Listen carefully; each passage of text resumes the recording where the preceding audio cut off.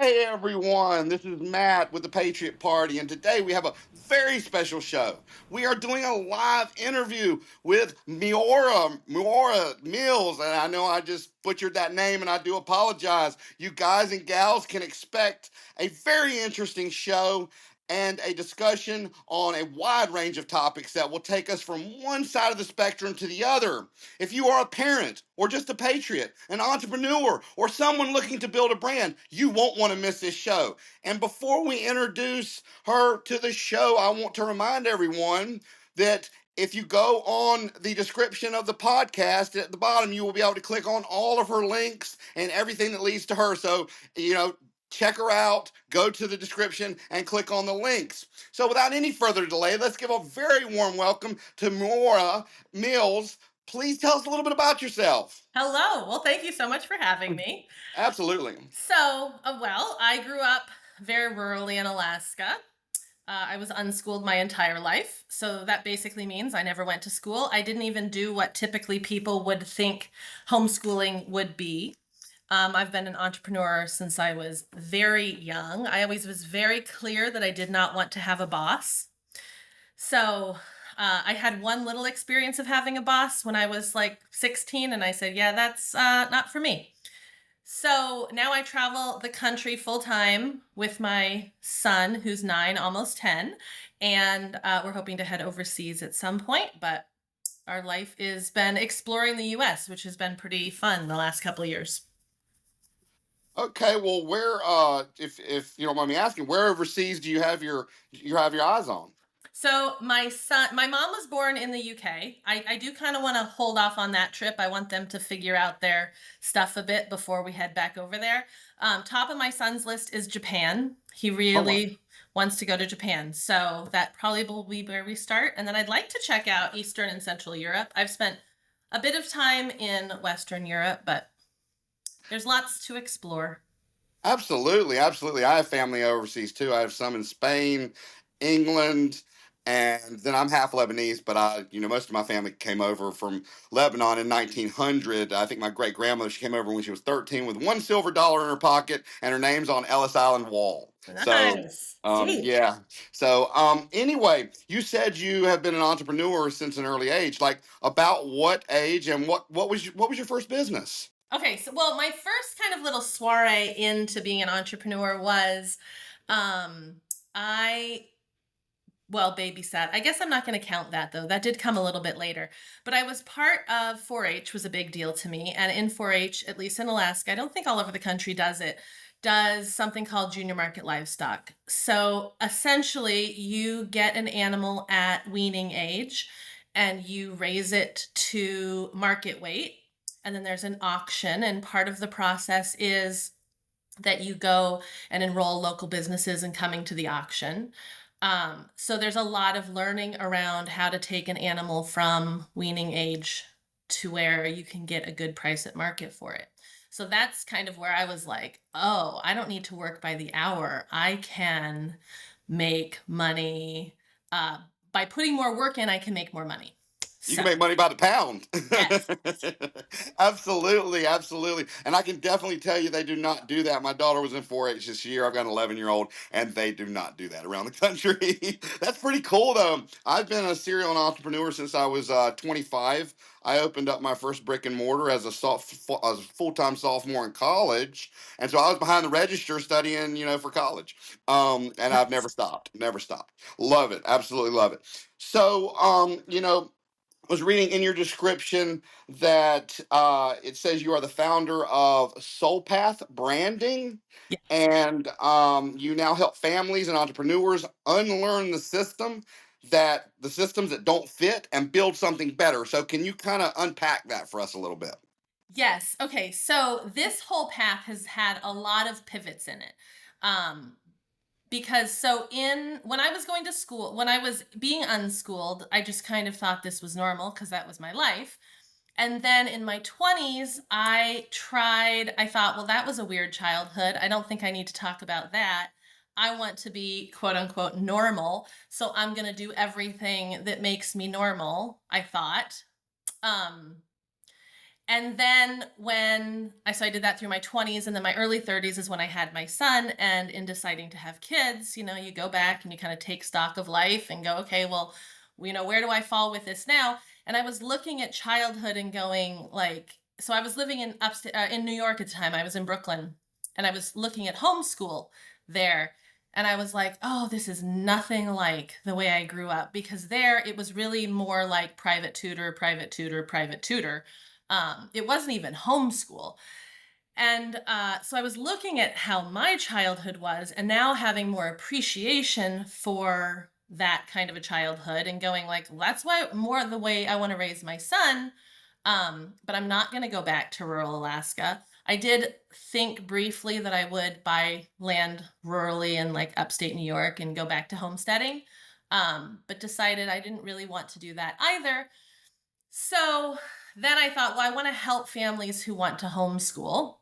So again, there's been several pivots here, but I want to help families homeschool, but I believe that there is a detox process that needs to happen, because when the parents went to public school or a traditional school, they have ideas about what education looks like and what learning needs to look like.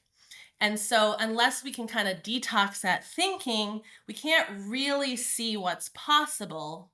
Like, I could explain my childhood I and understand. people would like nod and smile and agree. And then they'd be like, well, yeah, but how did you learn reading, writing, and arithmetic? And I thought, I think we really need to detox our thinking.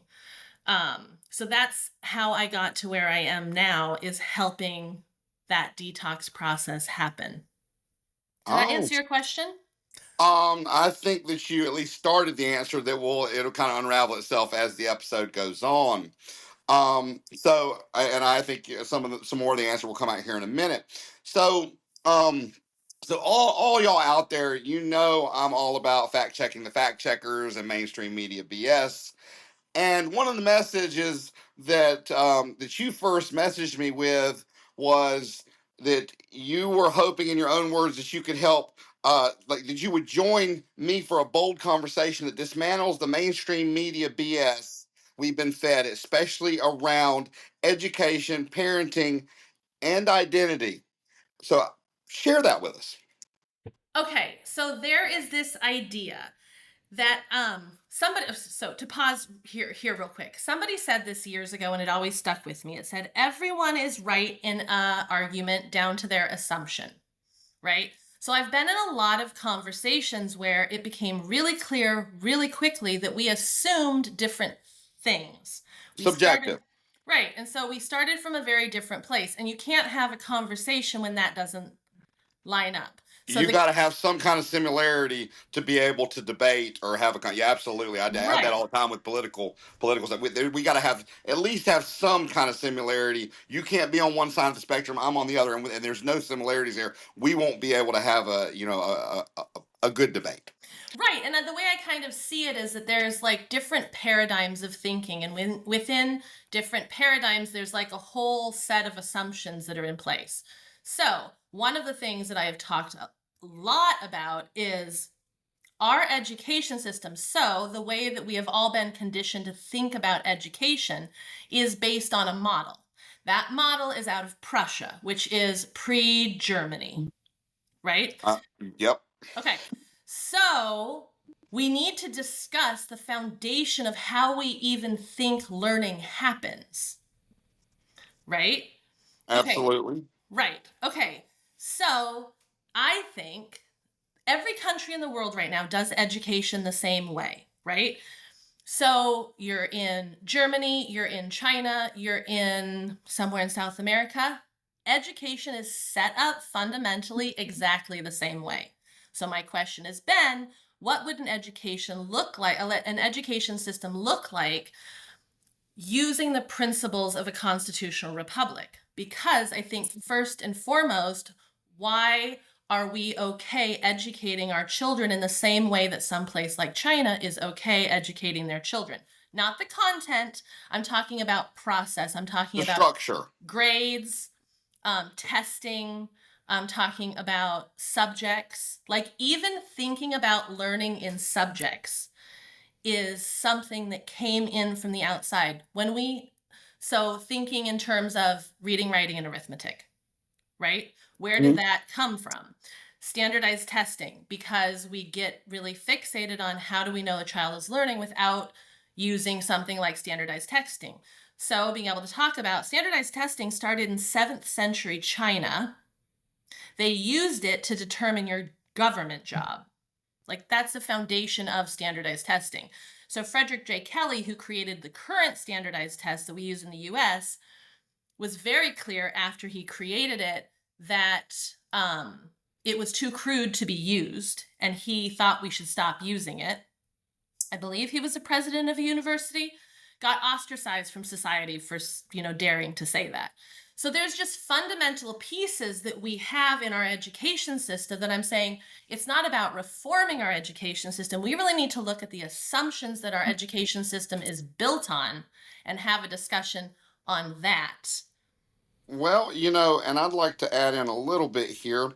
My I mean I did economics and poli sci and all that in college, but my majors were exercise physiology and nutrition. Yep. That's what I went into. And one of the things I always said was everybody's body's different. Yep. And I would imagine that same assumption could be had for everybody's brain is different. Yes. Everybody learns different.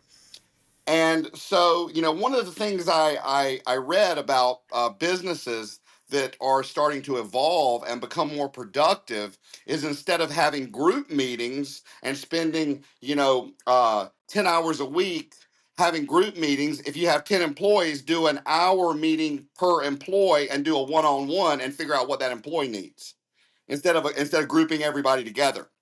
So what you're saying is almost kind of lining up with what I think the business world is moving towards, and what the fitness world is obviously based around. Yes, and those systems move much faster than the education system. Yeah. So, one of my first aha moments is I was reading an article, it was like Entrepreneur Magazine or something, and basically was listing out the skills needed in to be an entrepreneur. And then I'm looking at the skills developed in our education system, and they are completely opposed to each other, right? So school teaches conformity. You learn what you're told to learn, when you're told to learn it, how you're told to learn it. Everything is down to the detail, and it gets determined based on your age, not who you are.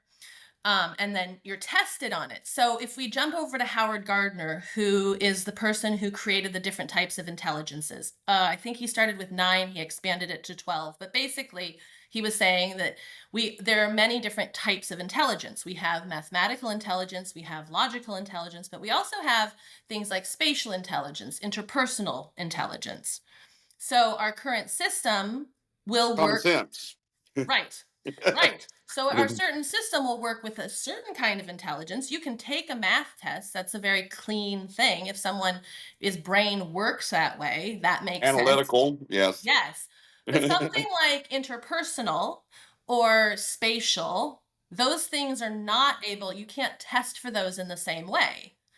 So why are we taking and feeding in an entire society of children into a system that's good at testing for one type of intelligence that's maybe, I'm guessing here, 5-10% of the population? What are we doing to the other 90% when we're not evaluating who they are?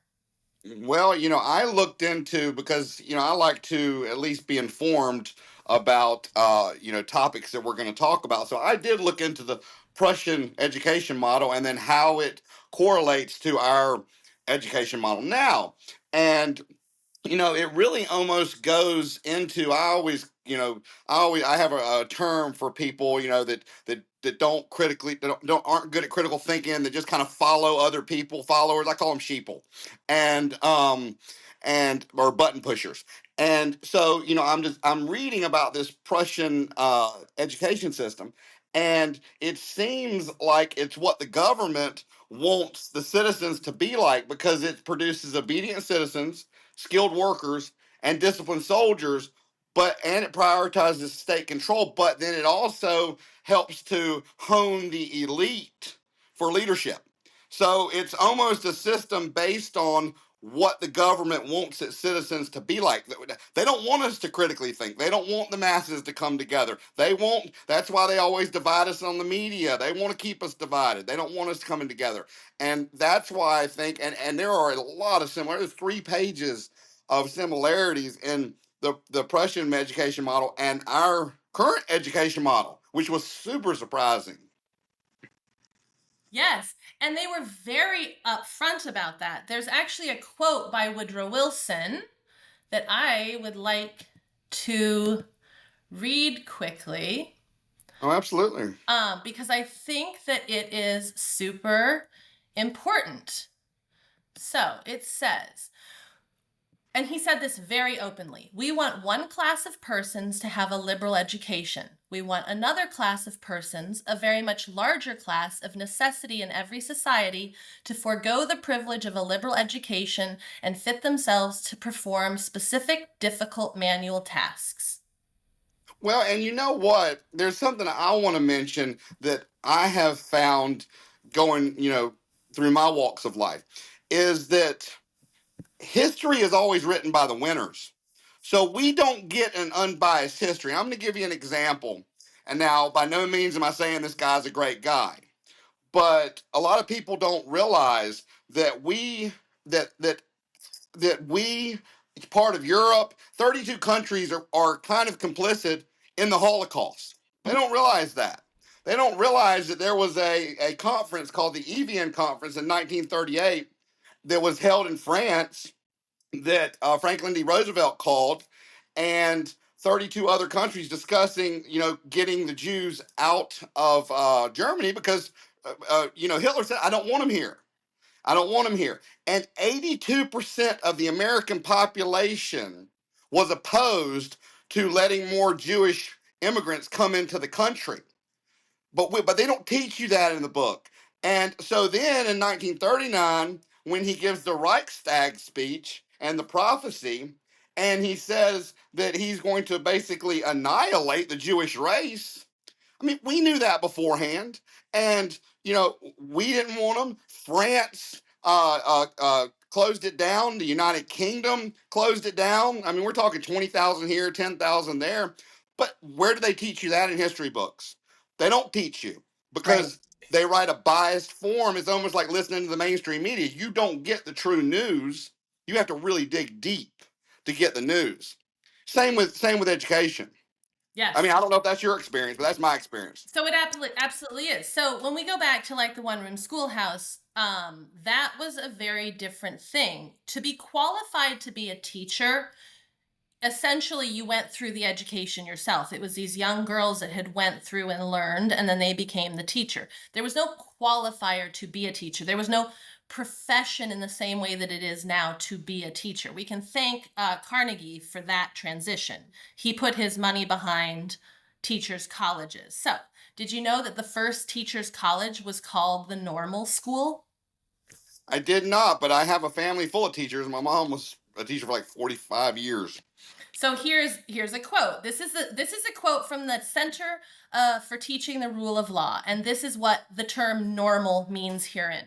So it says, the term normal herein refers to the goal of these institutions to instill and reinforce particular norms within students.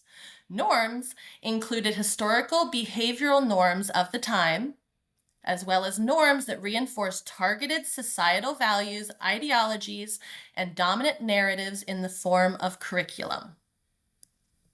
So basically what you're saying is that we are boxing the mind in. We're not letting it flow freely. Yes, and they were pretty open about all of these steps when they happened, and people did try to fight them. So the normal school, the very first one, I want to say it was in Connecticut, was in 1823. So this is going back to the same kind of general years that you're talking about with the last. So that in 1823 was the first normal school. The first compulsory laws in the states were 1852. That was in Massachusetts. So by 1818, every state had compulsory laws. As a side note, I think it's interesting that there was a small town in Massachusetts that was so against compulsory education laws, they refused to send their kids. It was Barnstable, Mass. They were so opposed to sending their kids to compulsory education that the government sent in the militia and marched the kids to school. Like, they didn't want it to happen. And we're going from 52 to 1852 to 1918. Like, it took them a long time to get all the states on board and force them into it. And people were very resistant to it. But now, when I was being even homeschooled, not unschooled, like, if you were homeschooled, you were considered, like, I mean, the weird ones that, like, of course you have to go to public school. That's where all the normal people go. I mean, I have heard that as well. I mean, really, the only thing that I think is probably true is that if you're going to be homeschooled, you have to have some kind of interaction, maybe an extracurricular. We do have my daughter. She's 11, but she wants to be an MMA fighter. Yep. So Oh, she's nice. training. So she wanted that since she was 9. So she's been training jujitsu, boxing. She's going to start Muay Thai wrestling, but her jujitsu class has a class just for homeschooled kids, and so they can interact. So my son has done jujitsu since he was 4. He's 9, almost 10 now. Okay. Best decision ever.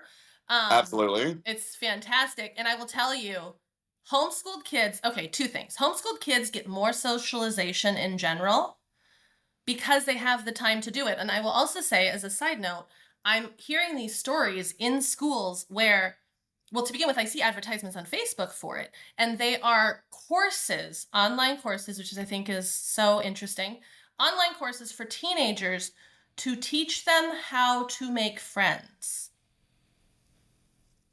Wow. They have aides in school following kids around with the sole intent of teaching them how to make friends. They don't have that in Louisiana, but in Louisiana they also put the 10 Commandments up in every classroom. Right. But I will It's a little tell you, different here.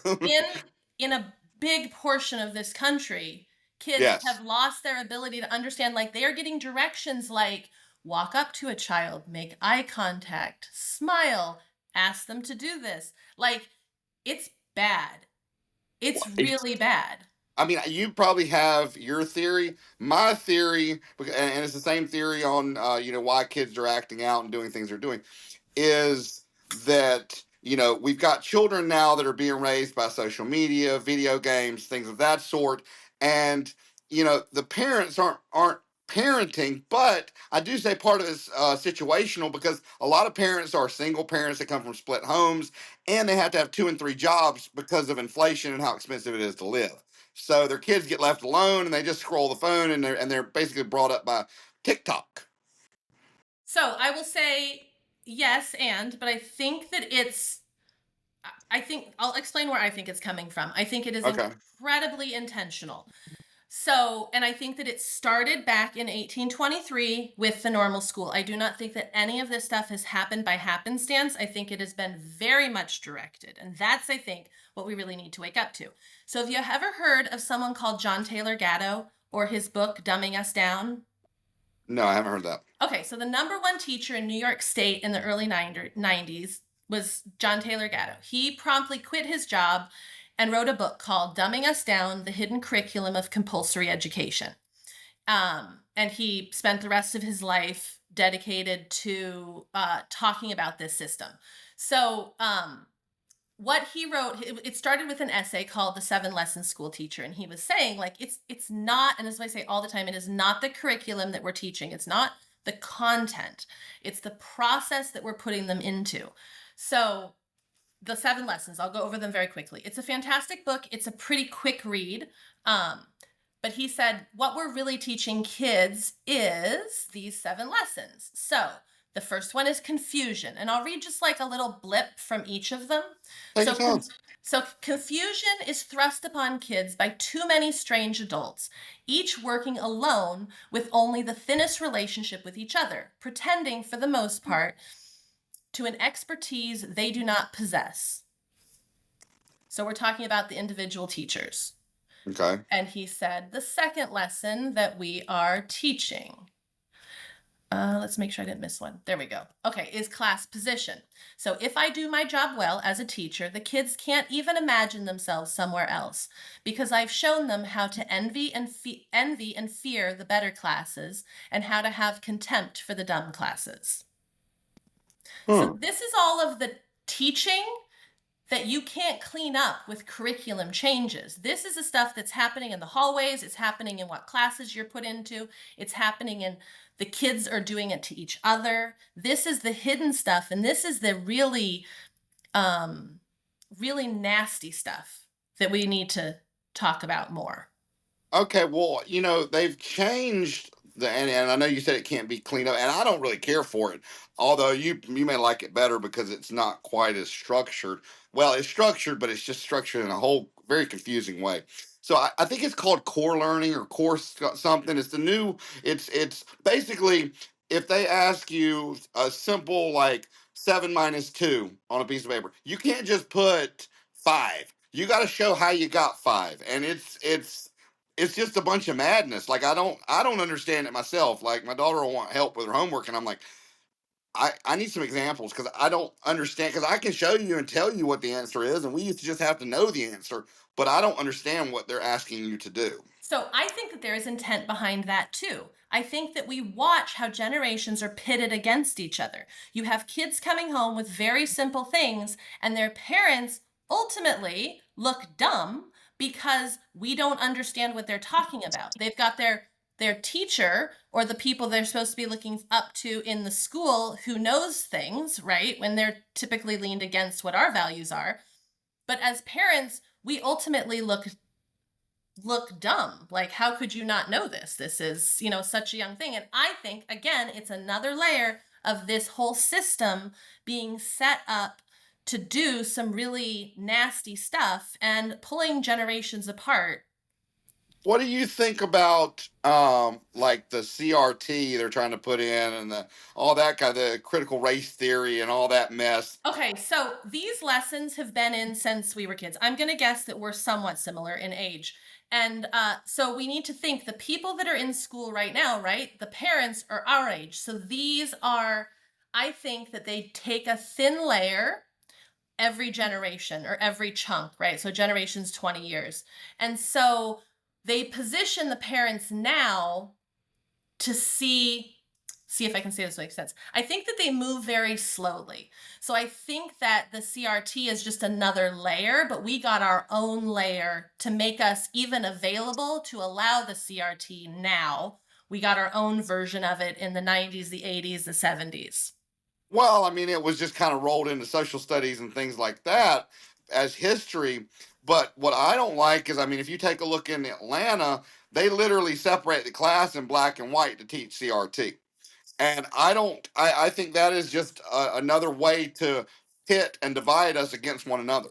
Absolutely. Absolutely. I just think that they got us there slowly. That's Oh, why you don't absolutely. see more outrage because even people that went to school in the 70s, the 80s, you had like the dumb kids class or the smart kids class. So you were Yeah, already that's, creating, right? Like you were already creating those class positions, right? So yeah, like just one you on just color. right, you just do it this way which seems more okay and then you do it over here and you're like, "Wait a minute, how did we get here?" But essentially it's the same thing with different content.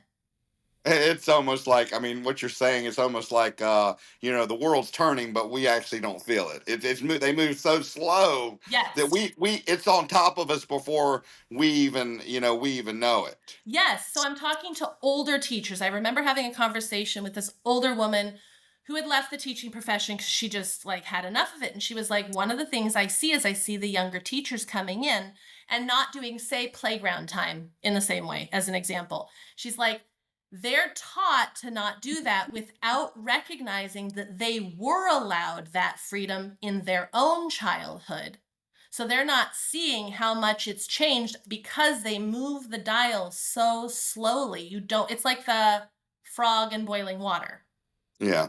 right? If And you so turn, she yeah. was like, these young teachers, in their own experience, had this, say, play outside experience. And now they're not doing it for their kids and they're not making that correlation. But the older generation that have now like leaving in their 50s, 60s, they can see that gap. So you can see it when you jump two generations where it's much harder to see it like parent child, but grandparents can see the grandkids. Absolutely. Absolutely. So I know you spoke about rebuilding from a place of sovereignty, alignment, and unapologetic truth. Break that down to us. What does that look like? So when we don't have this outside recipe that we're going to follow, right? Mhm. It takes some focused direction on what are my values and how do I want to make this look. But we can't really have that conversation without the detox. So if you look, going back to the health thing, I was a rolfer for many, many years. I don't know if you're familiar with rolfing. What is that? So rolfing is if a massage therapist works on muscle fibers and the chiropractor works on the bones, I work on Okay. the fascia and the connective tissue. Oh, I know, I know. Yeah, the myofascia, which I used to do a lot of that soft tissue release with the foam roller, tennis Yes. ball, rolling pin. Yeah, it's hooked into the central nervous system. I did all my CECs on that for my certifications because it fascinated me. So Ida Rolf was the first person to look at fascia as an element of the body we needed to pay attention to back in the 60s. So Absolutely. before that, the fascia was not considered. It was kind of cut into and disregarded. So she was the first person to say, this is where we need to look because you take the muscles out, you take the bones out, you have the structure of your body, the shape of your body in the fascia and the connective tissue. The fascia and the connective tissue does not have memory like muscles do. So a lot of modalities have come after her work, but she was really on the forefront of saying this is the element of the body that we need to pay attention to. And we need to look at the body as a system. I mean, before she was doing her work, they thought the spine was supposed to be perfectly straight. They were doing things, right, to like make the spine straight, where now obviously that just seems absurd now. Of Yeah, course we've it's come got so far. right, of course we have the S curve. So I did get myself a little off track with going down the roll thing. Excuse me.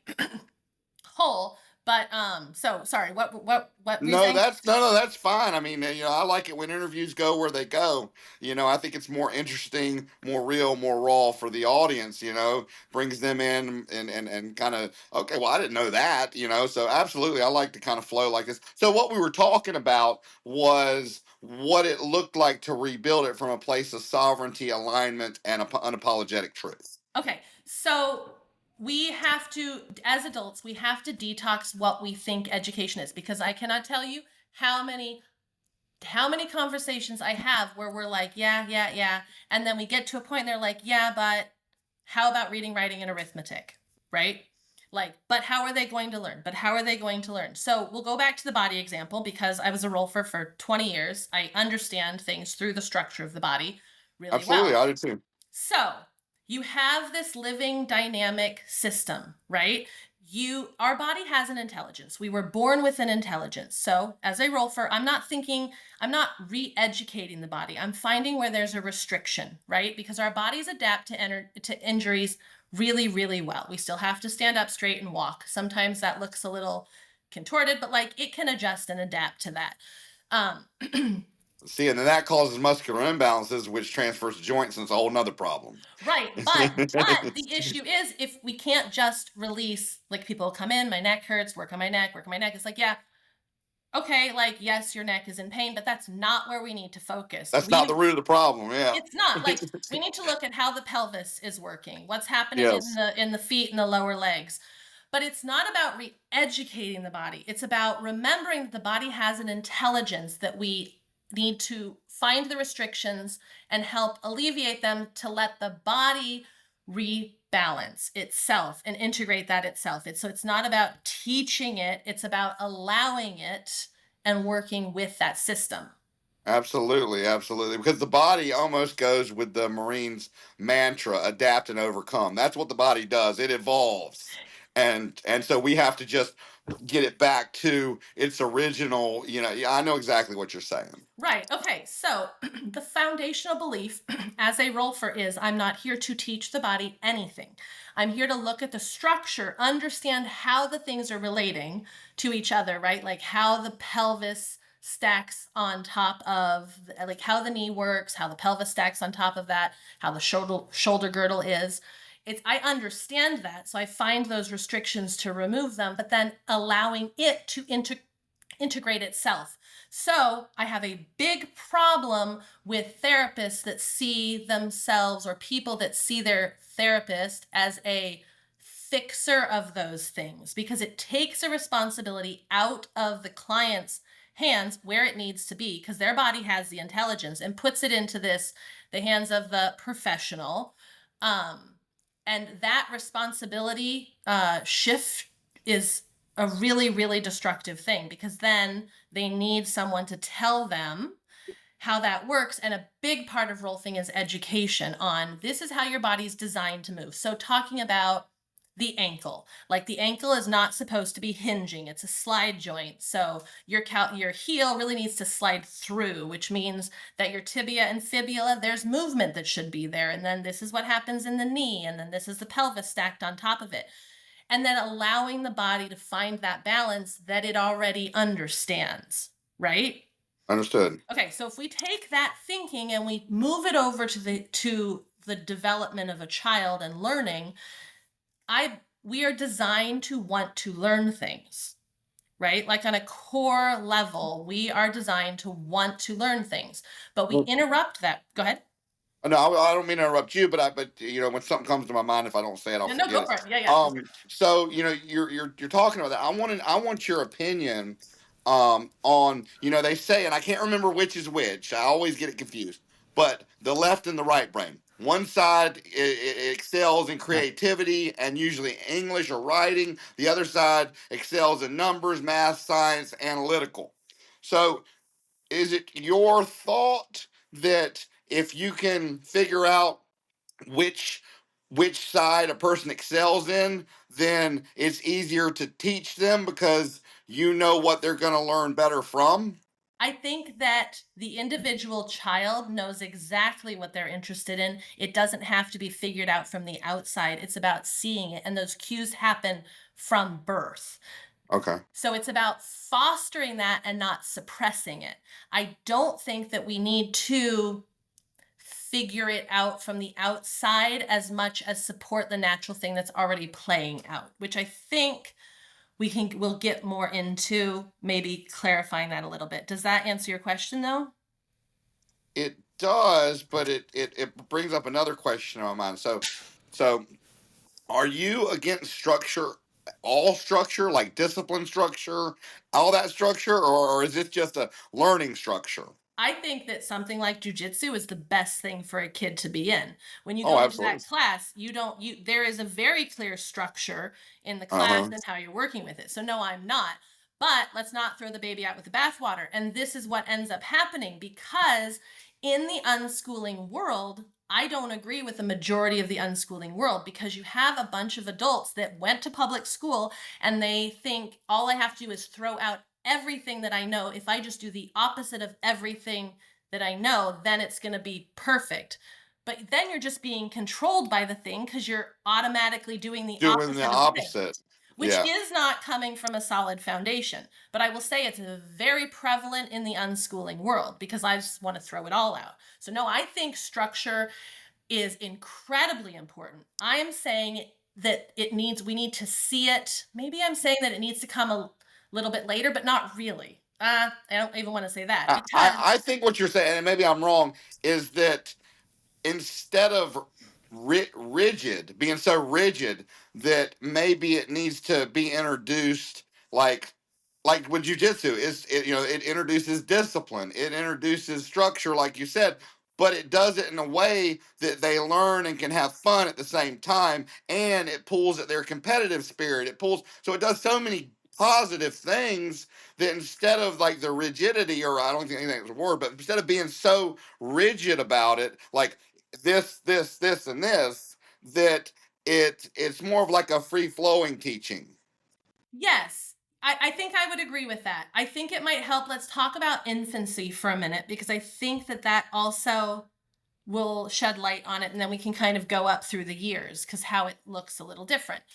So with infancy, we are designed to want to learn, right? I have a huge problem with well, tummy time. I think it's ridiculous, but assisting children, like very small children, to walk, like holding their hands, right? They are designed to be able to walk. And there is a very specific process that they need to go through. So, very simply, you lay them down on their back and they roll themselves. Like if we take all of the like assistance devices out, the bouncy chairs, the sitting them, everything of that.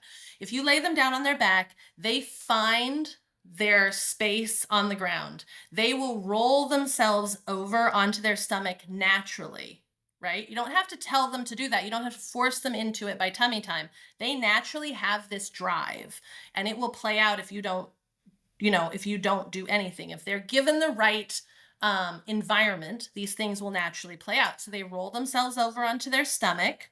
When it's time where they can hold their head up, they can push themselves up into seated. You should not be putting a little baby in a seated position until they can put themselves in that seated position, because there's a whole like development that's happening. They push themselves up into seated. Then they come forward into crawling. A big thing is there's this push to like skip crawling and jump right to walking. But your psoas, so you're familiar with the psoas, strongest hip flexor, front of the Yes. spine, like it's an amazingly important muscle. That muscle is developed in crawling, in being on your hands and knees, in reaching forward with your hand and pulling yourself forward and your knee staying behind. That whole process is developing the psoas. At no other point in your life are you crawling around on the floor to develop the psoas, right? So when we skip over, say, the crawling step, because as adults we use this logical mind and we think that, well, walking is the most important thing, instead of, no, this is a process that really needs to play out. Because I can tell you how many people I've worked on that their psoas is a mess. Like it's an area of the body, right? Like we can't stretch. It's so internal. It's really, really important.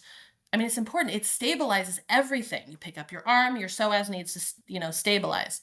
You It's take a kind of like the step. transverse abdominals. Yeah, it's It way in there, but it's hard to get to them. Right, and it needs to be developed. That is developed in crawling. And then from crawling, they push themselves. They find something, they pull themselves up onto standing, and they get themselves to walk. Without any of these devices, without overthinking it, as parents, that process will play out. And in each stage of that process, they're learning something incredibly valuable. Now, this is a great example. Well, we can even go back to birth.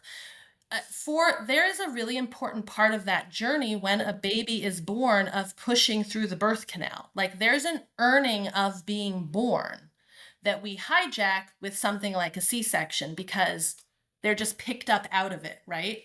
For an earning of nursing, for striving for something, these are skills that they're learning in infancy or at birth, right? That when we Uh-huh. limit them from being able to learn them, we are limiting those experiences later in life, like striving for something, working for something, and earning it. Those are very primitive experiences that they can be having in birth, that we're limiting that a lot in our current society. Are you familiar with the H5 studies? No. Okay, so it's actually old psychology and new psychology, and they've done several studies on it. And they say, and I wonder what I'm going to ask your take on it, but they say, I did a little bit of research on it not too long ago, that from the time a child is born until they reach 5, they learn almost all the characteristics that they're going to carry into adolescence and adulthood. Like their social characteristics and all that kind of stuff. Now, it's not cemented in through genetics, environment, and all that kind of stuff. It can be altered and changed if it's negative, but they pretty much learn from 0 to 5 how they're going to be, as far as like socialism and all that, socializing and all that kind of stuff, from those ages. And what do you think about that? So I've always been kind of in this camp of, and Rudolf Steiner, who created biodynamic farming and the Waldorf schools, talked a lot about 0 to 7. There is Okay. a big difference at 7. So if you think at 7, that's when kids start losing their teeth. Or the way I always phrased it is kids start losing their teeth around that age. Well, they don't lose their teeth around that age. Their teeth, were developed in womb with mom, they're actually literally being pushed out of their body, and their adult teeth are forcing them out. Right? Which, Uh-huh. if you think of what's happening psychologically at that time, too, like around 7, I watched it happen with my son. We were just at a friend's, and her son is full in this stage. At 7, there's like a pushing out of the adults. Like that's when they think that they could live on their own and pay their own bills, and they're like adults at that point. But there's this active like transition in their body physically too, where they are pushing out mom. And like that's when they say too, there's a stage where kids need more the father in their life. Like that, those first 7 years are about the nurturing of the mom. The 7 to 14 is really about dad and that stage. So yeah, absolutely. I think that even without studies, like primitive cultures all over the world have known and paid attention to this, and I think it's a really important thing. Well, and it goes right along with something that I don't know if you're familiar with the influencer Candace Owens. Yeah.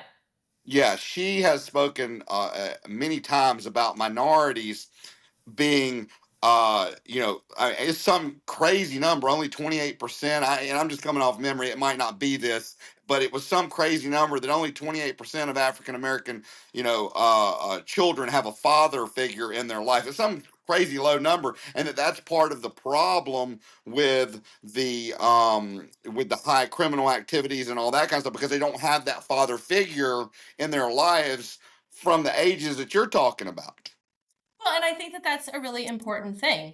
And I'm a single mom, and that's part of why I was like, I want to make sure that I create something like jujitsu in his life, because there are certain things we can still do, but we have to, to help stabilize that process. And I was like, these are the kind of guys I want in his life. I don't want him in like there's certain groups there's certain groups I wouldn't want No, him. I understand, and So, it's funny that you say that, because my I call her my daughter, but she's my stepdaughter, and I came into her life at 8, yeah. and when I came in, she had had a little bit of rough times when she was a little younger. So she's this little whiny, scared of everything kid. Well, within a couple of years, she was doing bad in school, bad in math, everything.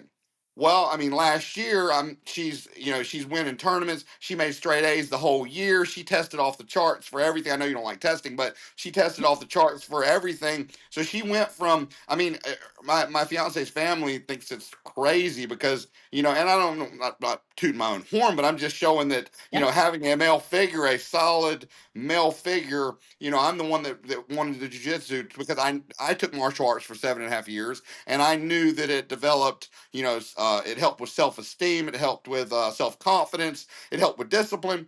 And so, that's why I put her into it. I had no idea that, one, she went into it, lost 50 pounds the first year.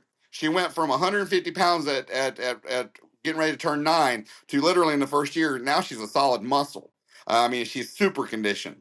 So she lost that, and so not only did it do that, but I had no idea that she was going to leave her first tournament and say, well, when's the next one? I want to be an MMA fighter. I want to fight in Las Vegas. I want to fight in the UFC. And I had no idea that it was gonna turn into that. But It's amazing. And yeah, and that's yes, why I think like, actually when he was 4, I was like, I just knew a martial art, but I wasn't clear. I didn't grow up doing that at all.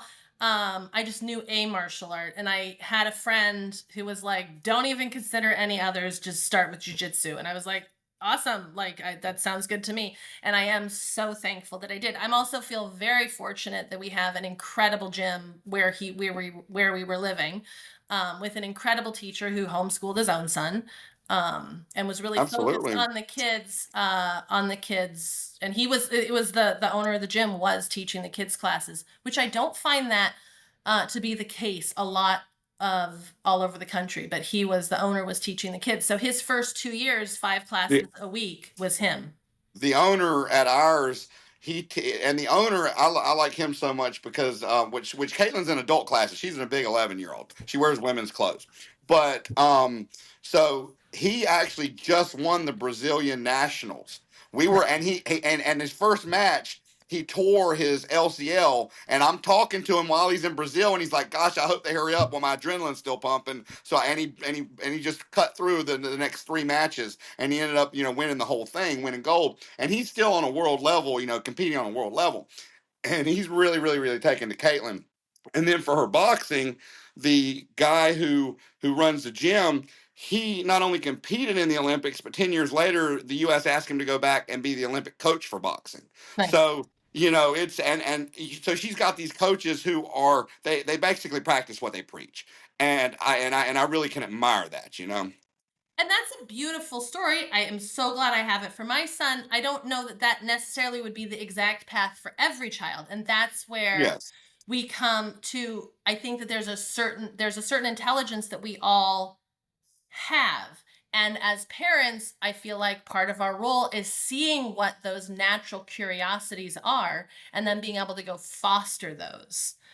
Um, and so, but trusting a child, an infant, being able to learn how to walk because it's just built in them to want, you don't have to remind a toddler to try learning how to walk. Like, you can't stop them. You don't No. you don't have to remind a toddler to learn the language. You don't have to be like, "Hey, it's now time to study speaking." Like, you don't have to. There is a drive and a want to learn that exists in these little ones, that it's my belief, and it shows that that it shows that we have this innate desire to want to learn. So at some point we're depressing it and we're suppressing it. There was a study done somewhere, and they talked about, like, basically they tested a whole bunch of little kids, and they were all like basically genius level, like the way their brain worked was basically genius. And then they went back and tested them every year, like through high school, and progressively they got less and less and less and less.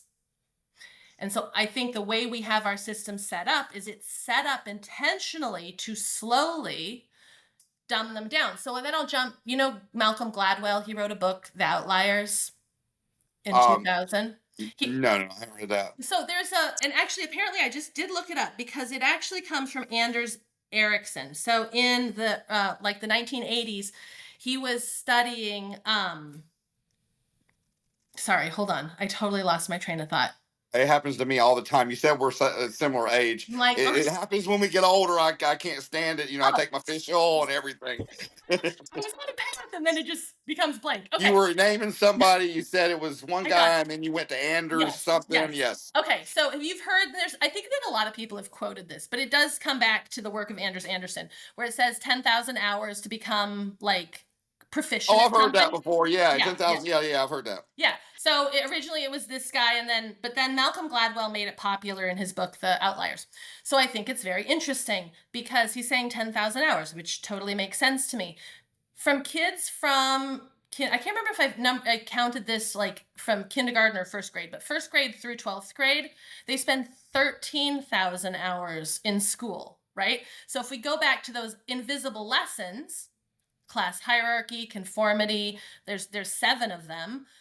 They're practicing them for 13,000 hours. This is not classes where they're learning content of the class like a math or something. This is like in the cafeteria, on the school bus, after school, all of those. Like, what are they becoming proficient at? Because they're spending a lot of hours doing it. Well, let me ask you this, and I've always said, really, especially when you're going through the general parts of college, and when you go to college, you learn how to learn, really, because you don't really learn what you need to learn until you start getting experience.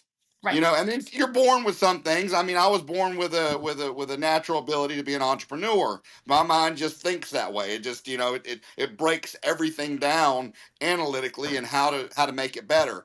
But, I'm not, there's some things that can't be taught out of a book. But so my question is, with the fact that you really start to learn from experience, is that something that you think needs to be integrated into the system, more experience and less book learning, so it's more interactive? Right. So if they're spending 13,000 hours in a school system that, like, a lot of data is showing all it's doing is dumbing them down, what if they were to spend those 13,000 hours following something that actually interested them? So I loved animals, right? I wasn't going to I school. loved animals too, especially reptiles and everything. I loved. I had snakes and Loved everything. animals. So the deal was, in my family, I could have any animal I wanted, but it had to produce something, Oh, and I had to pay for it. So I had to get really creative. Like, I couldn't have it's like, an example would be, I couldn't have a horse in Alaska because a horse can't doesn't produce produce anything. anything. Yeah. Um, and you're feeding it hay 11 months out of the year, Yeah. basically. No. Absolutely. Right? So I decided I wanted wool sheep because I didn't want to have to kill every animal that we raised. And a wool Absolutely. sheep can produce wool. So I learned how to spin. I learned about the quality of fleece. I bought a sheep. So I did all the research with my dad. I bought a sheep from Oregon and flew it up to Alaska. The bloodline came out of New Zealand. It was a breed that I understood worked with the climate that we had in Alaska, from breeders that were reputable. You know, you have to learn all of these different elements because there's lots of variety just in sheep. Um, and so that was the avenue I went. We didn't buy pre-formulated food. So at 11, 12, 13, I was learning math through, you have to understand, well, lots of different subjects. You have to understand what an animal needs as nutrition if you're buying, especially if you're not just buying a pre-formulated food. So you have to, like, figure out, fat, carbs, protein, whatever it is for the animal. If it's producing babies, that's a different diet than if it's a market animal, right? So you're learning all of that research. And so I was living in the real world at 11, 12, 13, producing a product. Like, I don't raise animals now, but I use that But it said understanding. it gave you a skill set Right, that you can then transcend to other things right. as well. For me, I've been a self teacher. I'm like, you know what? If I want to learn how to do something, I'm going to teach myself. I taught myself how to blow glass. I opened up a glass blowing company and a glass blowing school. I didn't watch somebody blow glass until after I already pretty much had the basics down, and then I went and was able to watch somebody do it. But I taught myself out of a book. So absolutely, I completely So, understand and agree. so it is the way that we learn as adults. Nobody had to tell you to go do that, No, right? So children are the same way. But when we get fixated on, but you have to study for this math test because you have to get a 4.0 GPA so that you can get yeah, into this university, you've yes. taken all of those hours that they could be fostering a love of something. So right now my son is learning how to solder. He wants to be a welder. That's what he wants to be right now. Oh, I took welding in college for a summer semester. Like, he's not quite ready at 9 to start welding, so we No, decided no, no. we're going to start with soldering. So, like, Well, he can start him on understand. MIG. Have you seen the MIG? The MIG is where you want to start a beginner. It's almost like a soldering gun, a big soldering gun, and it's way easier than stick and definitely TIG. MIG is where you want to start him, um, and he could start at an early age with a small MIG welder. Probably around 10, really. I mean, truthfully, MIG's not hard at all to do, and you can do a lot of stuff with it. A lot of people use MIG welding for, I mean, a lot of practical things. So definitely check into that for him. I will. So at 8, we got a soldering gun, a soldering iron, and he started with soldering. So it was like, okay, as his parent, I'm watching what he's interested in because I'm not fixated on test scores and da da da. So it was like, he wanted, okay, you want to be a welder. I'm going to redirect you to soldering right now. Like, you can learn some basics, but then he could do that on a Tuesday afternoon, at 2 o'clock in the afternoon, because that's what he was available to do. So you get to follow these veins of interest. I believe, why are we expecting kids to turn 18 and then start their life? Like, like, what if they could have, like, a little business where they're making their own money 14, 15, 16, 17. So when they turn 17, 18, they want to move away from home. Like, they're already doing the thing. And maybe they'll change that. It's not like you have to do it for 50 years, but let's give them the skills to function as adults in society when they're so interested in learning how to do it. Because now we have a society of a bunch of 17, 18, 19-year-olds that are Oh like, my gosh. they're a You mess. They they are are a mess. a mess. Yes, I go to the gym a good bit. I'm into bodybuilding. I go to the gym, and one of our friends, she's a member of it's called ChristFit. It's a religious thing, but she does a lot of these events. And there's a Air Force base near us, and so there was a group of kids that are getting ready to go to basic training. They're 18 years old, and she's like 60 something, but she's in shape. I mean, she works out hard, and they wanted the people at the gym to take them through some workouts, so they could get ready for basic training. She said it was ridiculous. I mean, they couldn't even run a mile. She said they couldn't even run a half a mile. She said they were just, I mean, they were skinny but soft. I mean, it was literally like, marshmallows. And it just comes from sitting on the couch playing video games, eating potato chips. But And back when I was a kid, yeah. we got put out the door and told to come back at supper, and we were digging holes and going in the woods and doing all sorts of things, that were active, physically active. Yes, and that is happening. It's crazy, but it's happening. And so now my argument is we cannot feed them into a system that is teaching them to conform. Yes. It's training them how to be sheeple. Like on Yes. every level, they're being trained. So we cannot be upset when they turn 18 and they can't function. We need to go back, look at how we even got there. Like, it's not going to do us any good to just punish them and judge them. Like, No. it's insane, but let's look at how we got here. We have to, you can't use the same thinking to create the fix the product quote. Wasn't it an Einstein quote? You can't use the same thinking that got us here Oh, to absolutely. fix the problem. And there's a lot of lacking. I mean, I constantly try to instill in my daughter that, you want to be a leader, you don't want to be a follower. You want to stay humble. No matter how popular you get because of the sports you do and all that kind of stuff, you treat people how you want to be treated. There's three types. I see three types of people in the world. There's sheep, there's wolves, and there's shepherds, and you want to be a shepherd. If you have to turn into a wolf to protect the sheep, that's fine, but you want to be one of the protectors. You don't want to be one of the people that are using other people and doing, treat other people how you want to be treated. Yes. And then, obviously, I have our three things that we don't do. We don't lie, we don't cheat, we don't steal. And so I there's a lot of things that are not taught in the public education system that you have to teach. Like, I've now got her where when she meets somebody new, she stands up straight, she looks them in the eye, she introduces herself, she shakes their hand, she gives them a little firm handshake. Whereas before it was kind of look down, not meet their eyes. And we they don't teach that kind of stuff in school. I mean, heck, they used to at least teach like home economics and things like that were kind of practical, and they've done away with all that stuff. So then the question is, why are we doing it at all?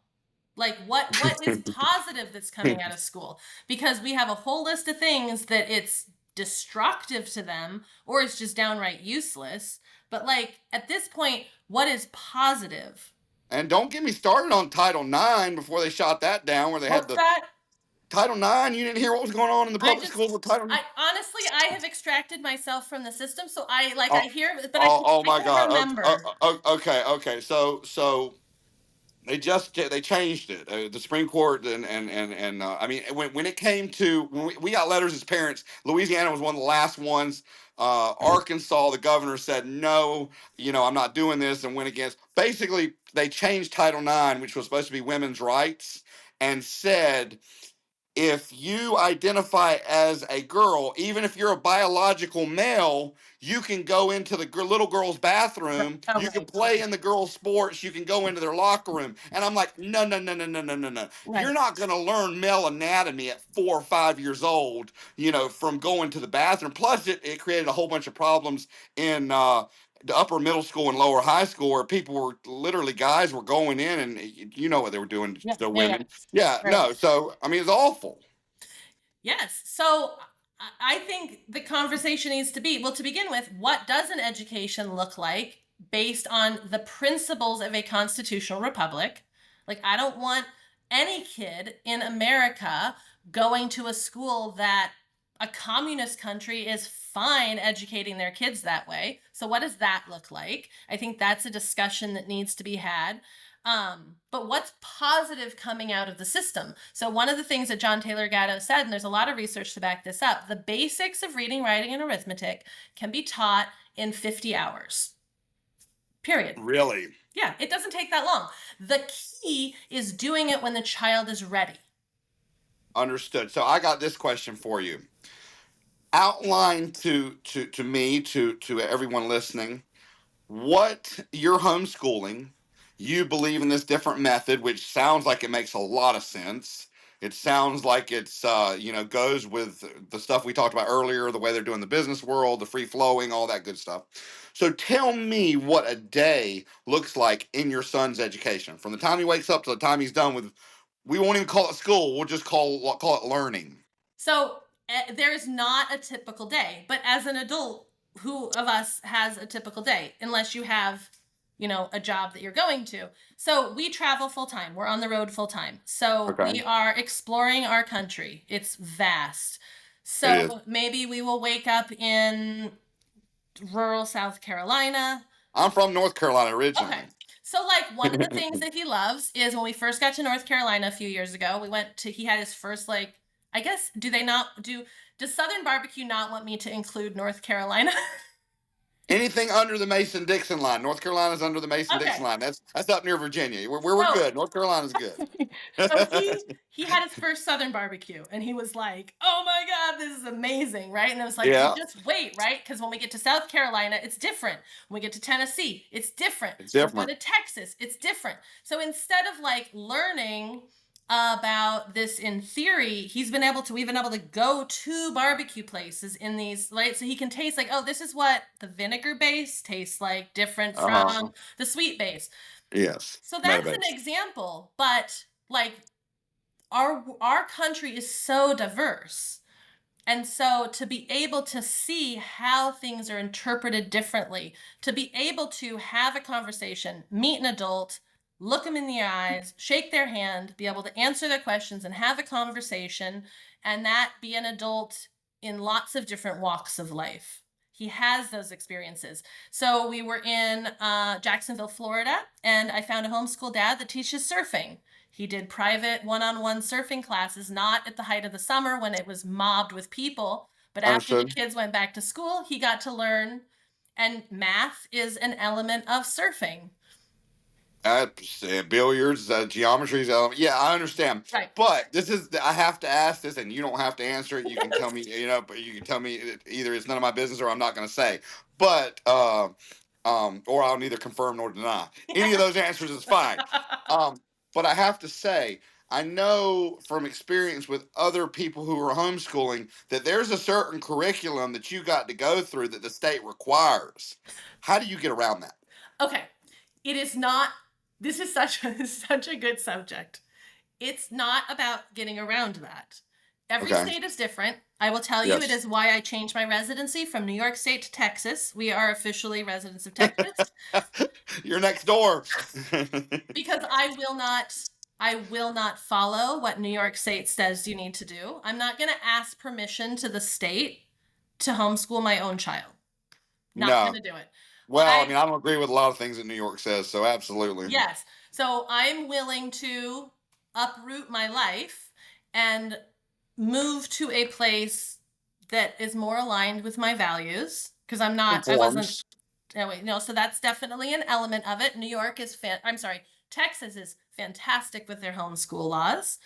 But in essence, again, we go back to a lot of the parents when we have been conditioned to see education one way, when we're told, tell us how your child has studied math for so many hours for this year, say as an example, and all our mind takes us to is they didn't sit down at a math book and study it where I can see that this thick textbook was done. That's where their mind goes to, instead of, well, we baked bread and like I had to do the measuring and all that. Yes, cooked understood. bread. So, Maybe he helped. Maybe it's a child that helped their dad remodel a car out in the driveway. or do Maybe some carpentry and yeah, build a everything. I house. understand. Right. So Understood. a lot of that comes down to the government typically needs boxes checked. They need to know I think I know where you're going. that you're adhering to what they're telling you they need. But when the thinking entering it is limited to it has to look one way or it's irrelevant, you create your own problem. Well, Does I that think, make and you, sense? yes, and it was a bit of circumvention, but I think I understand what you're saying, and I'm going to say this for the audience. It's almost like you may have 10 different resumes because each job that you apply for, you want to enhance a different skill set. So one resume may read completely different than another resume, which may read completely different than another. So you're just conforming it to fit Texas's resume, its education resume. Yes, but that takes a certain level of adaptability to Uh, understand understood. what is required and what you're doing and how that fits into the requirement. But you know where you get that from? Your entrepreneurial mindset, because that's what entrepreneurs do all day long. You know, one of my best things that I did was when I was in Charlotte, I owned several companies, and I actually moved out to Louisiana to take care of an ailing aunt and sold my companies. But I owned several different kinds of companies, and one of the best ones I did, it was a $400 initial investment for some building some online stuff, and it turned into a multi-million-dollar company in 6 months. And so but basically being an entrepreneur is, especially one that's got employees, is just fixing problems and connecting dots. That's all you do all the time is fix problems because they're brought to you. You're a problem solver and you connect dots. You connect the dots. So that's kind of what you're saying. Using your entrepreneurial mindset, you are able to fix problems that other people may not see a way to do it. They're more button pushing. We got to do it this specific way, but you're like, we can conform it to make it this way. Yes, but I also think that their education that they went through is part of where those rules get put in place. And again, practice for 13,000 hours. So to ask them to just see it a different way, even if they don't have the entrepreneurial mindset, they've been trained their whole life at very formative years to only see it one way and to answer the question the way they know they're supposed to answer the question. But doesn't that fall into the Prussian education model where obedient citizens, Yes. state control? I mean, But it's that's it's but it's that's people. Go ahead. but that's why adults need to detox their thinking, because I will tell you, I can't tell you again how many conversations I've had where the teenager is like, I don't need to learn that, mom, like it's stupid. It's not like, I don't know, memorizing times tables, something like, I don't need to know that, it's 2025. And but the parent is the one going, yes, but we have to check all of these boxes exactly this way, so you still have to do it even if the world's changed. That's where I deschooling, detoxing is important for the kids too, especially if they've been in the model, but it's way more important for the adults Okay, because I'm going to play devil's advocate here just for a minute. yep. You were just saying the times tables. So I'm a big advocate for math, and that was one of the things that Caitlin was. She was making C's, D's in, and now she makes A's, and she loves math. One of the things and the way I made her really understand the importance of it is math is something you use every day. Every time you pay for something, unless you just can afford to walk around and not do any kind of figuring, you've got to use math. If you're going to open a business, you got to use math. If you're going to sit down and make a cake, like you said, you got to use math. So we worked on her math with counting money. Yep. Yep. But uh so in a sense I absolutely agree, but then in another sense I'm like, well, you kind of need to know percentages and you kind of need to know multiplication. Absolutely. So Okay. this is always where the conversation shifts. So Okay, I'll go back to I had an experience. I was in Charleston, South Carolina. Twice within a week, someone gave me the wrong change back, and it was like obvious. I gave $100 bill.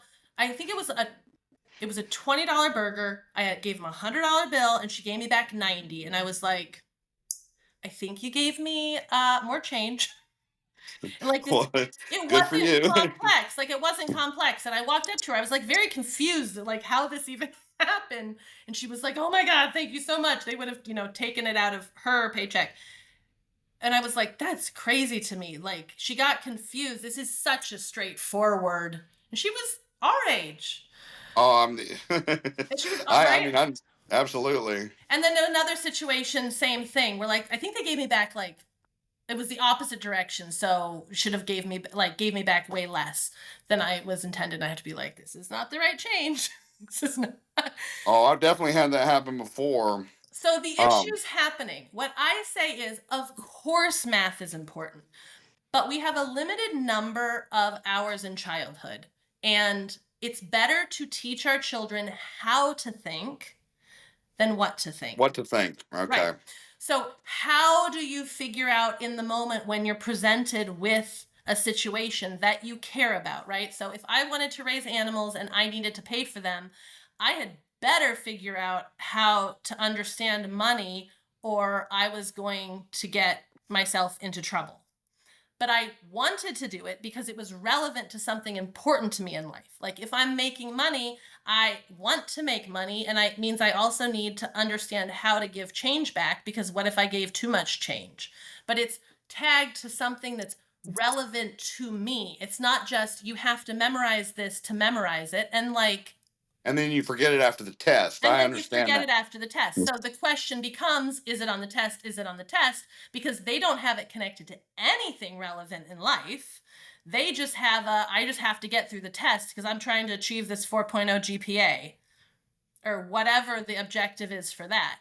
So, of course, reading is important, but reading is only you can well, I've got a whole issue with reading because technically being able to read is not the same thing as an adult that grows up that actually picks up a book and actually reads that book. So maybe they learned how to read at 4 years old, but Reading and comprehension are two separate things. or You can read words without comprehending what you're reading, yes. right. But also, if you never pick up a book and read it, even if you are comprehending it, what use is the skill of reading? Yes, of course, it's important. But like, it also is, I would rather, so I didn't learn how to read until I was 12. That would be like horrifying to a lot of people. I, I mean, but no, because now it's like 4 and 5. Like, they won't let you move. yeah, I don't think they let you move. They test you on certain things like the state leap test or whatever it is. Right. But I want to change directions a Yeah. little Yeah. bit because I want to get, I want to get to a couple of other things because you mentioned about the human design helping be a better partner and a better business owner. So I want to hit a little bit more on this entrepreneurial part. So explain to me a little bit how the human design can help you be a better partner and a better business owner. And I will tell you that one of my biggest things is to treat other people how you want to be treated. Yeah. That is one of the biggest things with me. So human design it's a synthesis of a lot of different modalities. Okay. It's quantum physics. It's the I Ching, the I Ching is one of the most ancient Chinese texts. It really breaks down kind of personality. It's very ancient. You have the Kabbalah, which is the mystic side of Judaism. You get Kabbalah. Yeah, yeah, It's it depends. I Yeah, read that. I actually read. I went on a 18-month when I went on a sabbatical and sold my stuff. I had never done it before, and I wanted to read nothing but religious context from every different kind of religion to come up with my own beliefs, going back to the Egyptians, the yes, Druids, everything. yes, So yep, yes, I read that book actually. yes. And are you familiar with the I Ching then? I am not familiar with that, but I did Tahoeism. I think I don't know if they talk about it in that, but I did read about that. Okay. But I haven't. I'm not familiar with the I Ching, but I am familiar with the Kabbalah. Okay.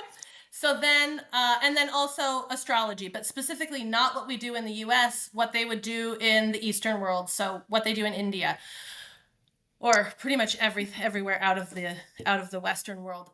So it's a synthesis of all of those, and essentially what it is a blueprint of, okay, so we're all different, right? You pick Okay. two people out of the crowd, and they're going to have different skills. They're going to have different things they lean toward. And then sometimes you have people that work really well together, like maybe form a business partnership and work really well together. Maybe you have a dynamic where they're like siblings and they're just like at each other's throat all the time and they just never can seem to get along. So I use human design as a blueprint for who is the person, because there's the things that we know about ourselves, the things that interest us. But then there's also different ways we are energy systems, right? So Absolutely. we working with that energy is probably going to be a smoother ride than trying to fight against it and trying to be like this whole thing of you can be anything you want to be is true to a certain level, right? Boy thinking that I he can mean, become yeah, a there's girl a rock just or a cat or whatever. Yeah, right. absolutely, absolutely. Like so Are that you? go ahead. I'm sorry. Are you familiar with noetic science? Oh, it sounds familiar. You were talking about energy, and there's so many different experiments they've done with it. Like one of the ones they did with it was an experiment for the actual soul within the body. So they had a sealed box, and they put someone that was getting ready to die in the Oh yeah. box. Yeah, Yes. and nothing could escape. No gas, no nothing. And when they died, they actually lost some weight. But nothing could escape, so it had to be the energy out of the body. They said, and it had to be the soul, or they like hook your brain waves up to of this little tank of ice, and they have you watch like violent videos, and as they're freezing the ice, and these violent patterns go through the ice, versus they have you watch, happy videos, and it's all these nice curvy patterns, and it looks very peaceful. Yes. Yes, absolutely. There's a lot of different study with a lot of those things. Human design brings together these few modalities. Um and then helps us give a blueprint. So it's based on the moment we're born, also on the moment that it believes our soul was imprinted, which is 88 days before our birth. And it gives a blueprint. So it breaks it down to it's very nuanced. It's a huge study, but essentially the basic level of it is there's certain energy types. There are people I'm what's called a generator, so I have endless amounts of energy for the things that really light me up. Like when I'm interested in something, I can work 24/7. I Like always say I'm 0 or I'm 100. There's nowhere in between with me. I'm either 100% in or I'm all the way out. I'm not going to give you 50%. yes, but there are people projectors that can like step back and see the bigger system of things and like see but basically see the bigger system of things. They're maybe not in the mud of like figuring it out or building it, but they see the bigger system. There's also people that can initiate things very smoothly. Like they'll get an idea and then they can just initiate something. That's not a skill that I've ever had. I have to wait a little bit. There's certain things that work really well. Like if I'm presented with an idea, if something is presented to me by somebody, I know pretty quickly if it's something I'm interested in or something I'm not interested in. When I listen to that and flow with that energy, I'm far more successful than if I am in my head trying to figure out what I should go out and do. Oh, absolutely, and that's where one of the sayings that I always tell my daughter and fiance: you can't think clearly when your mind is clouded with emotion. You have to take yourself out. That's why pros and cons lists work really well, because if you write that down, there's really, if you do it correctly in a quiet room, if you do it correctly, there shouldn't be any emotions in pros and cons. So I understand that. My question though is, you say there's these different types of people. There's projectors. There's all these different types of people. Yep. How do you identify them? So it's based on because it's bringing these different systems together. It's based on the moment that you're born, like astrology does. The moment that No, you're no, no, born. no. You as being a business person, if you Yeah. wanted Oh, a yeah, yeah. specific person to take over a specific job, and you wanted to find the person that was most talented, and you needed somebody that you're talking about, how would I identify a what were some of the categories? Initiator or projector or what? There were several categories. How would I identify those categories? Because obviously it's not a test because you don't believe in tests. So there's got to be something in their actions and the way that they speak and the way there's got to be something that helps you identify what that person is, so you can say, okay, that's the person I need for this. Okay. Okay. So, just like going back to the body, there was a design that your body has, a balance that our body has, that it's not Okay. about teaching it something new, it's about getting back to that knowledge.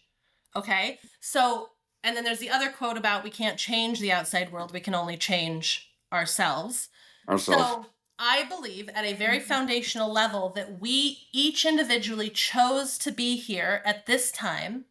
We chose this human experience that we have, which means we chose the people that we have in our life, the situations that we experience, not in a conscious way, but on like a soul Subconscious. level, right? Yeah. Like a soul level. So the challenges that we may see, we chose to have those challenges in our life because there's something that we wanted to learn from those. Nothing happens by happenstance. In the body, there's not a lot of times, like even when somebody trips and falls, there's a reason that they tripped on that thing. They weren't aware of their surroundings and they tripped on that thing because they weren't it could be as simple as they weren't aware of that side of their body in a certain way. So those things all happen predictably on some level, right? We're not a victim to our life. We are the creators of our life. So when we come in to life with those assumptions and then we work with our energy. So as a generator, I'm designed to draw the people that I need into my life. And I am trusting that when I'm not busy doing all of the shoulds the world tells me are important, I make the right connection at the right time. Being on this podcast with you, I trust that this is where I need to be, because it felt right in the moment, right? Understood. Okay, Understood. so it's not about then stepping back and trying to control those connections. It's about working with our energy and trusting that, and it's different for everybody. It's not just a this is how you do it. It's going to be different for everybody. That when I work with my energy, I'm going to make the connection that I need to make at the time that I need to make it. I think our kids are our kids for a reason, and we're their parents for a reason. Relationships, all of these different situations. Again, it's not being victim to that, it's working with a bigger plan that's not Everything necessarily happens for a reason. right, and it's not necessarily something that's going to make logical sense. So it's not saying I it's not necessarily saying like I need this person to fit this role. Well, It let me tell you what I yeah. did. Mhm. Let me tell you what I used to do when I had businesses where I would hire employees. Yep. When I sat down, they would go through a process of interviewing, and when they interviewed with me, it was the last phase of the interview. And the first question I asked them was, and I would put it down on the resume, but because if I hired them, I wanted to know it. Because to me, if you do what you love, you never have to work another day in your life, and you're more passionate about it. So, first question I asked them, I said, "Listen, this has nothing to do with the interview. This has nothing to do with whether you get the job. But if you could do anything, if you could do anything within this company, without outside of this company, if you could do anything as a career, what would it be?" And I would always make a note of that, because then if I opened up another business, because I mean at one time I think I had 6 companies. If I opened up another business and their dream was to do this and they had been a good employee, then putting them in a job creates a loyal person who is passionate about what they want to do forever. I mean, until they retire.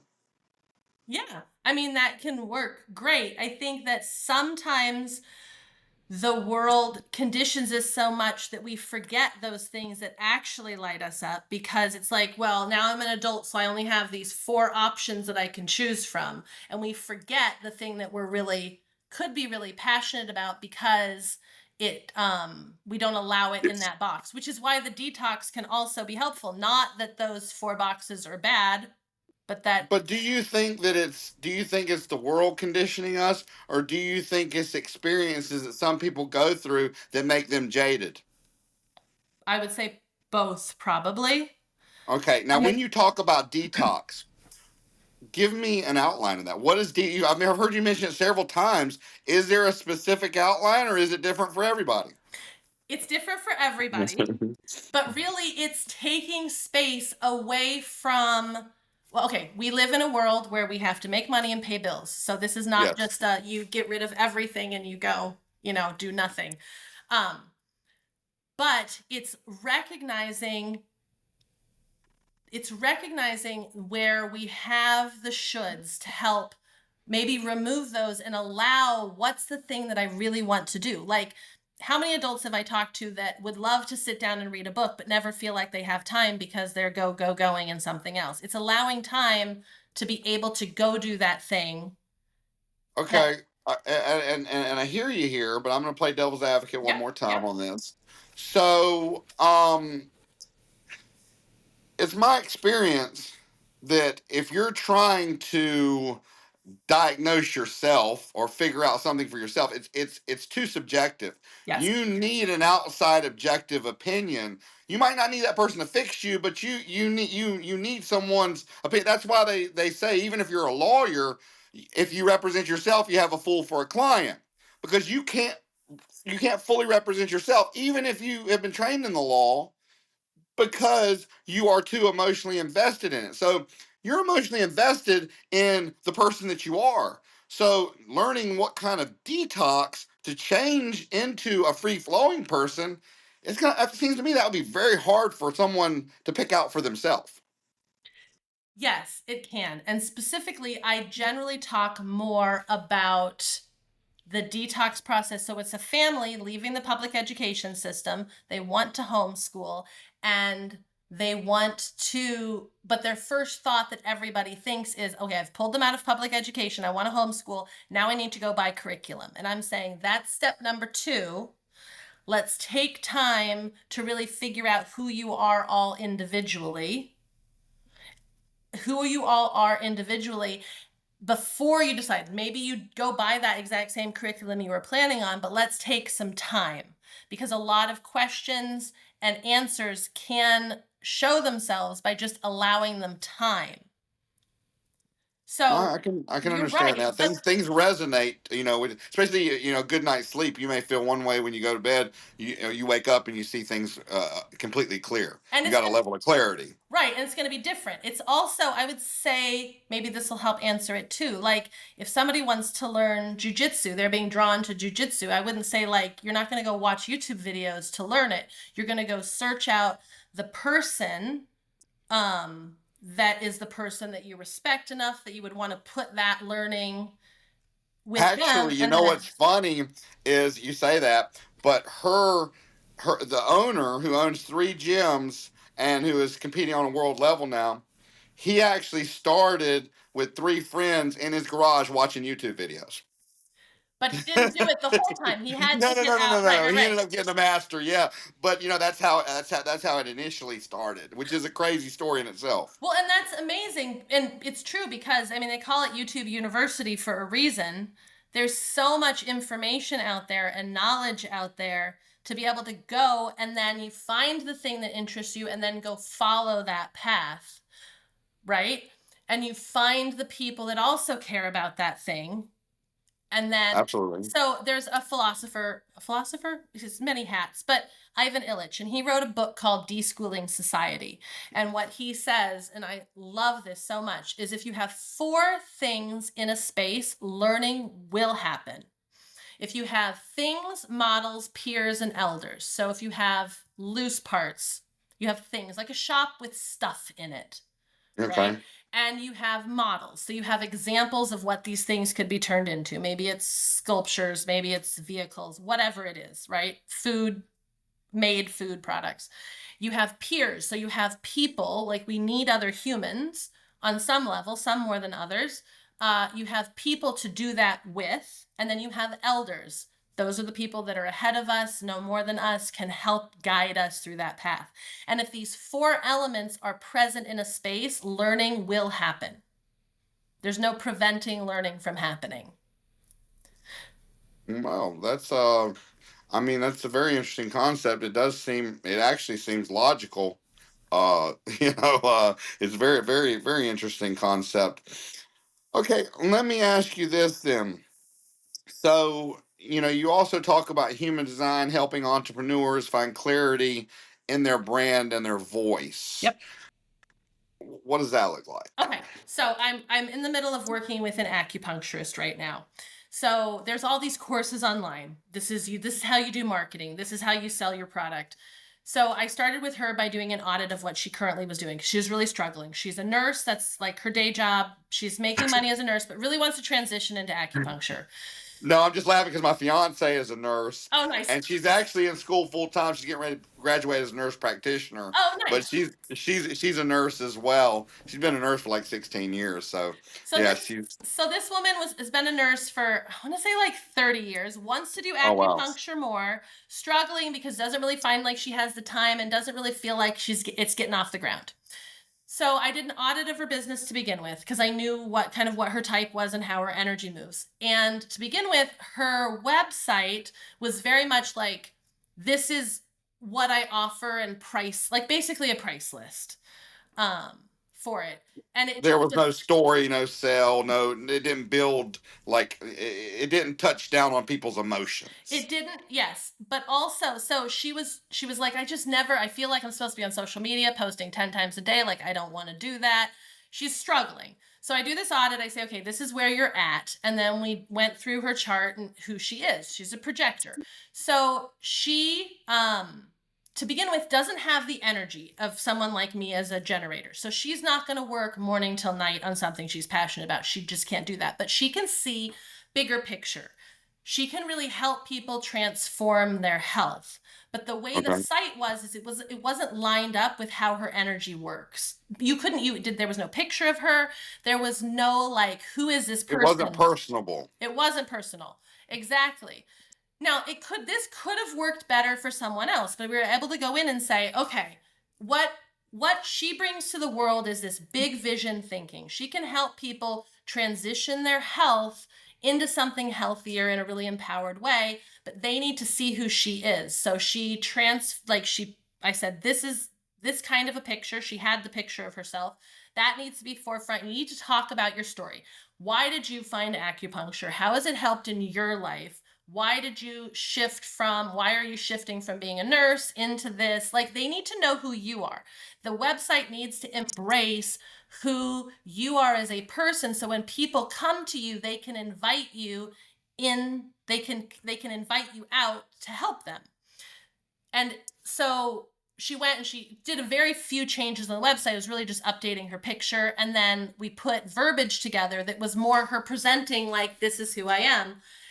And then she So let me ask you this: How yeah, did you funnel? How did you? Because I've done stuff with websites. I do a lot with social media, a lot with it. One of my most successful posts, I got 6 million views. nice. So I do a lot with different social media platforms and recognizing their algorithms and how they work. Yep. I did pretty decent with YouTube. I think it's 665,000 views on a video, my best one. But Nice.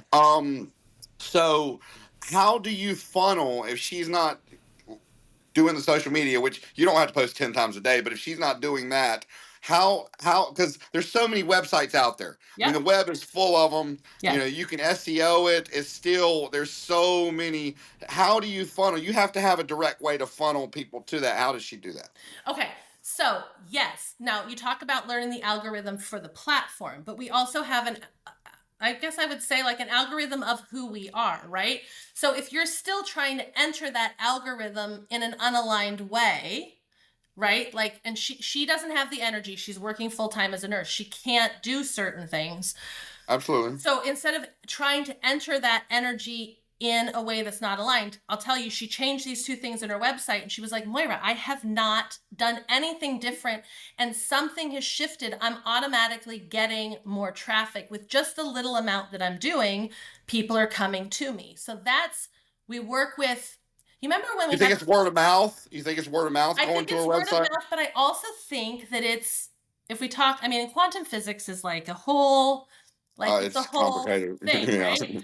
But essentially, essentially, there's neutrinos that move through space, and they're going through planets, and they're coming through us, and they're transmitters of information. That's why something on one side of the planet can shift something on another side of the planet. It's these little neutrinos that are basically like carriers of information, right? So there's not just what we do in the world, there's this whole energetic system that we can't see, but is very real happening. So when we work with these systems or acknowledge them and start integrating them into our to-do list instead of just like action, action, action, action, action. So what did you change on her websites? What are the two things that you changed that you She said you put a changed? picture of herself, and Okay. the verbiage, it introduced who she is and why she's here doing acupuncture.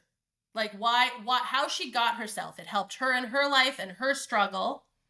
And so it shifted her life, and now she's bringing that back to people, and as not as a therapist, but as a guide in their healing journey. And those shifts alone, I'm not saying it like, launch the business into being this massive thing, but she No, I see. noticed a shift on an energetic level that she was getting more traffic through her website. So Gotcha. then the next stage is that we went in and we defined who her target market is. A lot of businesses really struggle with this step of it. Like, I want to serve everyone. Demographics, Right. yes. And really putting on like, who is this person? Where are they in their journey? Because you can get a lot of clients. Like, as a rolfer, I could get a lot of clients, and some of them were like, even if they want to pay you, it's not necessarily like a good alignment for who you are.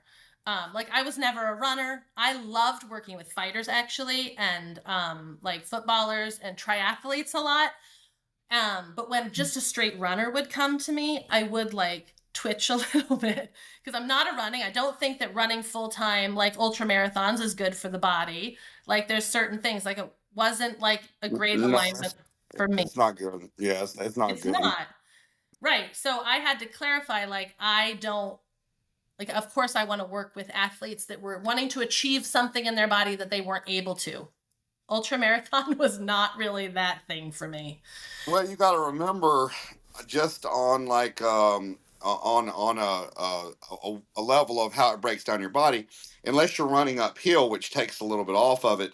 Running in general, which when I would train somebody, I'd be like, if you like to run, running's better than doing nothing. But I'd rather put you on a low impact something, because every step you're running, you're generating 7 times the amount of your body weight from your hips down on every joint, and the average run is 2,000. And if you're talking about ultra marathons and stuff, I mean, we're talking about ridiculous amounts of. And I used to be a long distance runner, and it tore up my knees. I've one knee. The guy said I need full knee replacement, but I'm like, no, I'm doing the VMO and the IT band and trying to stabilize my own knee and not worrying about it.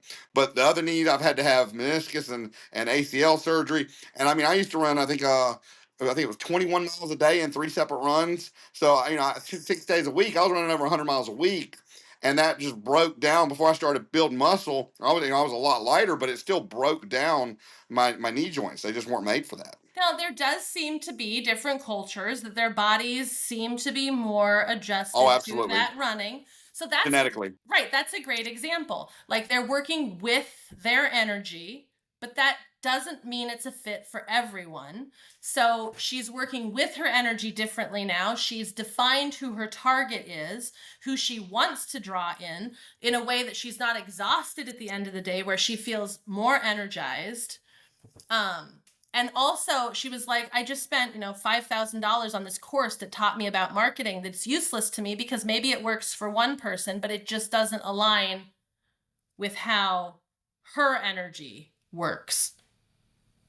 Okay. All right, So, I got you. yeah, does that make sense? Well, it does, but I would have to say that's probably a bad course, because a good course should be able to teach people, that everybody's different, and it should be able to teach them in a way that they're able to basically pivot and move and find what works for them best. They may start out with one thing, but when they're done with their marketing outline, whatever they're using, it might be completely different because they're able to pivot and move and say, okay, that doesn't work real good. I'm going to move to here. I'm going to move to there. So it just sounds like that course was very one dimensional. Right. And so now she's able to split her time. She's still working full time as a nurse.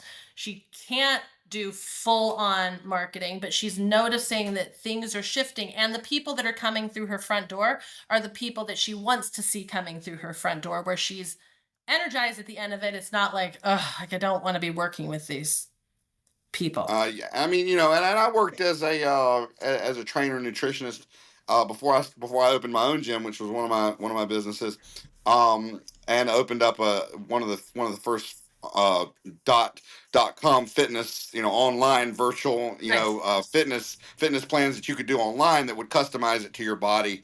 Um, and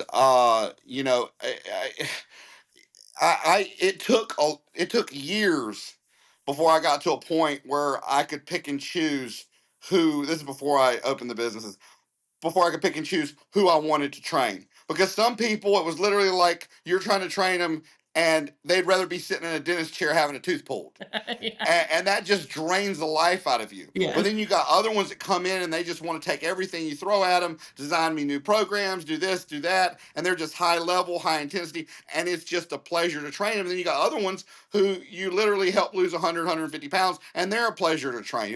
They do everything that you ask them to do. Yeah. So it definitely, especially if you're doing it as a career, where she's lucky because she's got nursing, so she can pick and choose and figure out who she wants. Whereas if it was if you were doing it as a full-time job, you have to take what you get, and it takes years to get to a point where you can actually do what you're saying. Yes. Yes. I mean, I noticed in my rolfing practice, and they always said 3 to 5 years, and it was right about 3.5 years where I Yep, was like, oh, 3 to 5 years. this is finally flowing. Well, I had some other questions, but we've kind of answered them within the conversation. So I guess what I'm going to ask you is does anything come to mind? Is there anything else that you want to leave the audience with? Is there something, a message, something that we haven't gone over, or something that you want to leave the Patriots with? Well, I will say that one of the things I've been having a lot of fun doing is pulling these charts, and it's just a free offering that I have where I can say, and again, it's bringing in astrology, the I Ching, the Kabbalah, and I know that people pronounce that differently. What did you say? Did you say Kabbalah? Kabbalah. I say Kabbalah. Kabbalah, but Yeah. yeah. The chakra system, and I offer a free 5-minute thing that I will send out to them saying, like, this is it, and it's not a fit for everyone, but if people are interested, that's the 5minutesoulread.com, and that's where I've Okay, been. and that's one of the links that you gave me that I copy and pasted on the description here, Yep, so yep. they can go straight over and check this out. Yes. Okay. And I would just say on top of that, I think that really it's a lifelong pursuit, but looking at our own assumptions and where we feel like really strong about something, it's not that we have to change our opinion, but to really search out where we have assumptions and to dig into those and see where they came from, I think is always a helpful thing to do. Again, we don't have to get rid of them. It might be totally aligned with how we want to be. But I do think that sometimes those assumptions go unnoticed for a long time. I would have to agree with that, and that just goes back to the way that everybody's conditioned to think, I think. Yeah. So I would definitely recommend to all the listeners, go check out these links. Take advantage of the offers that you're offering, and try to look at things from a different light, because I always say, when it comes to a business, you want every option on the table before you can make an informed choice. And Agreed. every option means every option. So go take the test, put the smart person's option on the table, and just see where it leads you. And we it has been my pleasure to have you on the Patriot Party. We have thoroughly enjoyed having you as a guest. And to all the listeners out there, don't forget to tune in to our Saturday show where every corner of the truth meets the news. And we will talk to you on Saturday. Hang around just for a minute in the studio. I want to talk to you just for a minute. And all you Patriots out there, be safe, and we'll talk to you on Saturday morning.